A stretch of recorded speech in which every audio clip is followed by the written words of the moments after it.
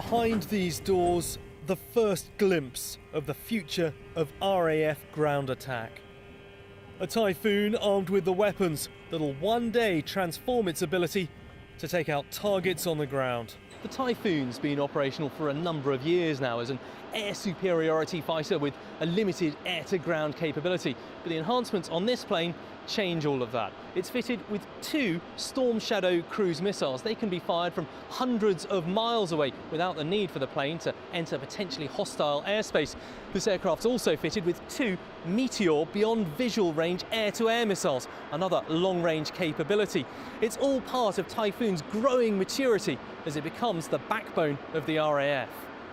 BAE Systems built the plane and is leading the development work. As head of capability delivery, Andy Flynn is running the enhancement programme. We've started testing these now. The Storm Shadow that you can see behind me, we've already started those flight trials and they'll continue for next year or two. And then the Meteor, that's flown from Typhoon this year. And very importantly and unique to Typhoon, this platform is its ability to move from that ground attack to the air-to-air simultaneously. We call it swing roll, so we can fight our way in the air-to-air mode and then get that ground-to-attack mode. So we've really got a flexible but multi-role capability all at once for the pilot to work with. Ground attack has long been the domain of Typhoon's older stablemate, the Tornado. But retirement's in sight for the ageing Tonka by the end of the decade at least. And Typhoon is going to have to take on Tornado capabilities, like the Storm Shadow cruise missiles used in Libya. The Typhoon's where we're going.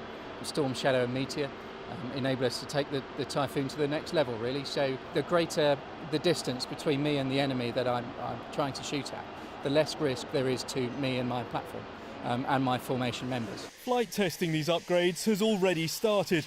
For the test pilots, it's a chance to provide real-world feedback to the engineers, all the while managing that element of risk that accompanies any aviation first. Simulations have actually taken place that we've got a lot of confidence in, and as a result of that, there's that, of course, there's that sort of a slight intrepidation, but ultimately, once you put those throttles forward, there's that massive kick in the backside, and you're shifting a considerable amount of hardware airborne and up into the blue yonder. Long-range weapons, Storm Shadow and Meteor, are a couple of years away from entering service. But the latest Paveway 4 laser-guided bombs are already flying on RAF Typhoons. We're told the 27mm cannon is now cleared for use. When these wing-mounted Brimstone missiles follow them into service, that'll enable precision close air support too. And Typhoon will have become a true multi-role platform. Will Inglis, Forces News, Wharton.